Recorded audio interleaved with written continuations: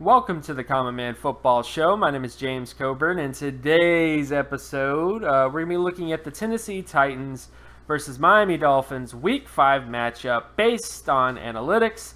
And if you're new to the show, each week I collect all of the current 2017 NFL team data in order to analyze and project potential NFL performance.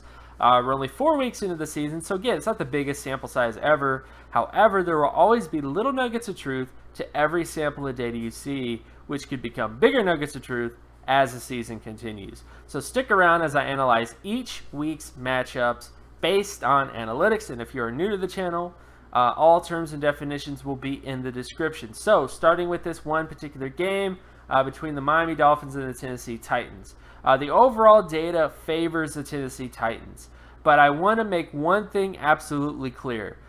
We still don't know if Marcus Mariota is going to play in this game. If Matt Castle plays in this game, this definitely will affect things. That will be a factor in this game, and you can't dismiss that. So I just want to make those things clear because, you know, if Matt Castle ends up starting and you guys go, oh, you predicted that they were going to do this, it's like I have no control over that. Like, this is based on if Marcus Mariota plays. So if Marcus Mariota doesn't play, then you're going to have issues. So that's the only sort of basic things I just want to get out there. So just keep in mind that this is a very fluid process. You know, things can happen, injuries can happen, lots of things can happen. So to affect outcomes in games. So, you know, don't get angry when something happens that just is not expected, I guess is what I'm trying to say. So when you look at sort of the things that favor both these teams overall, most of the data favors the Titans because of a couple major things. So when you look at the total O score, the total O score is the total O score is basically the ability to get first downs as offense. The Dolphins definitely have a slight advantage there when it comes to the ability to create first downs as the offense compared to the rest of the NFL.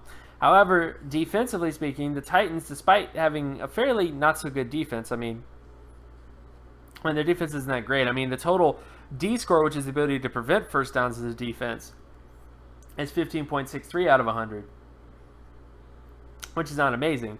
It's better than the Dolphins, who have by far been the worst team in the NFL when it comes to preventing first downs as a defense. So that is kind of the advantage. You know, it's a slight advantage for the Titans because despite the fact that the Titans' offense and defense are not exactly amazing, they're still performing a little bit better when it comes to those particular segments. On top of that, the Titans' offense has not had the issue when it comes to sacks. The Dolphins have given up a lot of sacks this year. They're one of the worst teams in the NFL when it comes to preventing sacks, but in terms of sack percentage. And when it comes to offensive score percentage, the Titans have been very good when it comes to scoring on all their drives. So despite the fact that the Titans have had issues in terms of first downs and all those other sort of factors, they still have been able to put points on the board, whereas the Dolphins have not been able to do that this year through 3 weeks. So those are kind of, those are the biggest issues, I guess, between both these teams is that, despite some of the advantages that the Dolphins have, they just haven't been able to turn those advantages into positives when it comes to putting points on the board and those other sort of factors. Then when you look at the defensive side of the football, the Dolphins have been able to prevent more points in terms of score percentage versus the Titans, but the Titans have been able to generate a couple more turnovers. The Titans have been a little bit better when it comes to creating sacks, and the Titans have also been a little bit better when it comes to interceptions. But neither one of these teams is exceptionally that great. So it's a slight edge for the Titans on defense, but keep in mind that neither one of these teams are exactly amazing when it comes to these particular data points. And then, of course, when you look at punt return yardage and kick return yardage, most of the punt return yardage favors the Titans. Most of the kick return yardage favors the Dolphins, but both these teams are not exactly amazing when it comes to kick return yardage. And when it comes to preventing punt return yardage and preventing kick return yardage, which is the DY/R and DY/K score, the Titans are better when it comes to preventing punt returns, whereas the Titans are better when it comes to preventing kick returns. So it's kind of a wash when it comes to that. I would overall give the advantage to the Titans. I think that ability to create a lot of yardage with punt returns, or at least above average yardage with punt returns, I think is definitely a very good asset. So that's definitely something to kind of look at in terms of a matchup in this particular game. On top of the fact that the Dolphins have not been the best in terms of preventing punt return yardage, so it just seems like a match made in heaven for the Titans to have some success when it comes to the special teams. And then when you look at field goal percentage, mostly favors the Dolphins versus the Titans. Extra point percentage mostly favors the Titans versus the Dolphins. And then when you look at punting average, mostly favors the Titans. Again, most of the data points favor the Titans. The Titans have just been better over the last 4 weeks when it comes to putting points on the board. And their defense has been a little bit better when it comes to creating turnovers and creating interceptions. Not by much, but they've been better than the Dolphins when it comes to those categories. So now let's get to some other sort of matchups. In terms of completion percentage, the ability to create first downs with the run, first downs with the pass, sacks, interceptions, all that kind of stuff, in terms of more micro sort of stuff. So when you look at completion percentage, I'm not going to spend too much time on this, but most of the completion percentage favors the Dolphins. If there's one area I think the Dolphins really need to improve upon, it's in first down situations. They've been really below average when it comes to completing passes on first down, and I think that needs to improve if they want to have a much better offense overall. Then, of course, when you look at the Titans' offense versus the Dolphins' defense, mostly favors the Titans' offense. The Dolphins have been one of the worst teams in the NFL when it comes to preventing completion percentage overall as a defense. So that definitely favors the Titans. And then, of course, when you look at the Dolphins' offense versus the Titans' defense when it comes to rushing downs, mostly favors the Titans' defense. There will be advantages when it comes to first downs. Most of the first downs that the Dolphins have been able to generate when it comes to their rushing offense have been in first down situations, which is the area that the Titans defense has struggled a bit. They've struggled a bit when it comes to second downs, but where the Titans really pull through is when it comes to preventing first downs on third down. So that's definitely a matchup to see what happens in this particular game because that factor. So we'll see what happens, but that's definitely a matchup to kind of see how this kind of rolls out. And then, of course, we look at the Titans offense versus the Dolphins defense when it comes to rushing. Most of the data favors the Dolphins defense when it comes to preventing rushing. Both these teams are not exactly amazing. The Titans I've been a little bit disappointed in. They've been best when it comes to second down situations, and I think that's a key matchup to see because that's where I think they're going to have most of their success. However, I just wish the Titans' rushing offense was a little bit more efficient. The rushing game has not exactly been where it needs to be for whatever reason. And then, of course, when we look at passing down situations, so this is the Dolphins' passing offense versus the Titans' passing defense. Most of the data favors the Dolphins' offense versus the Titans' defense. But not by much. Most of the success that the Dolphins have had in terms of converting first downs has been second downs.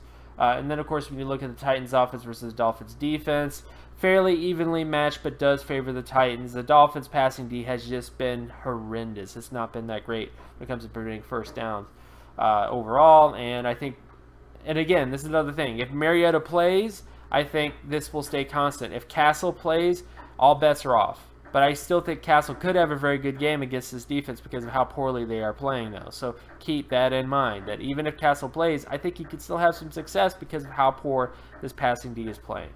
And then, of course, when you get to sack rate on various downs and distances, the Miami Dolphins have the advantage here overall, but most of the sacks that the Dolphins have given up is in terms of third down situations. In fact, the Dolphins have been the worst team in the NFL when it comes to preventing sacks on third down. That has to change. That you just can't. That's a crucial down and distance. You can't give up sacks on third down if you want to continue to win football games.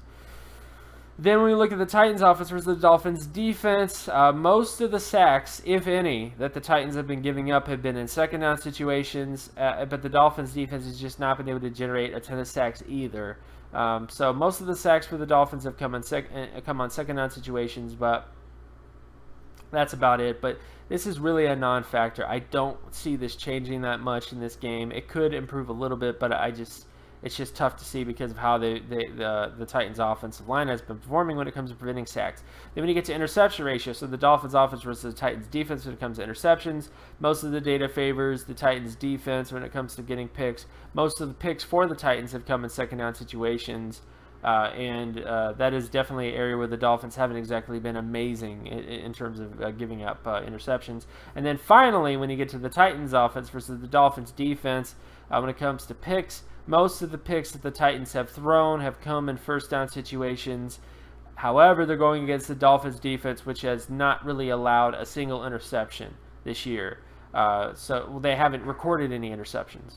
So basically, the data just kind of favors the Titans because the Titans haven't really thrown that many picks, and they're also going up against a defense that has not recorded any picks so far this year. So overall, how do I feel about this matchup? Well, I don't feel good about it, just to be honest, because most of the data does favor the Titans. If I just went with the data, I would go with the Titans in this particular matchup. However, this is the best game that the Dolphins could have to kind of bounce back. The Titans' defense is not that great, especially the passing defense. And the Dolphins have had a lot of issues with their passing offense. It's been, you have a guy in Jay Cutler who hasn't really been with this offense that much, continuity-wise. Like, there's so many different things to talk about that it's just too much for one video. But the bottom line is that if the Dolphins were to have a bounce-back game, it could be the Tennessee Titans because of the defensive woes, because of the offense. Like, if Matt Castle starts in this game, I really don't know what's going to happen. This could go in the favor of it definitely will go in the favor of the Dolphins to play a quarterback that is a backup that's coming off the bench to, with limited practice and time and stuff like that to do things. But you can't deny the fact that Matt Castle is at least kind of average. Like, he's not terrible. I mean, he's about average in terms of most statistical formats. So that's my basic sort of thoughts in this particular game. If Matt Castle starts, all bets are off. Like, anything could happen if Matt Castle ends up starting in this particular game. But if Mariota plays, if he's really healthy, if he actually is very healthy, I still side with the Dolphins. But this could be the first game that the Dolphins actually have a lot of success offensively. So from that kind of perspective, I will predict that much. I think the Dolphins offense will perform a lot better offensively in this game. Probably the best they'll perform this entire year offensively, I think, will be against the Titans because of how poor they've been playing on defense. So we'll see what happens, but that's my general thoughts. I'll go Titans victory.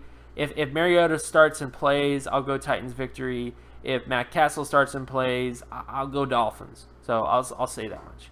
So again, of course, my name is James Coburn. You can find my other work at draftcoburn.wordpress.com. You can also follow me on Twitter at Geometrics. And if you like this content and you want more content like this, be sure to leave a like and subscribe. Share this video as well with anybody that you know, and I'll talk to you guys in the next video. Peace.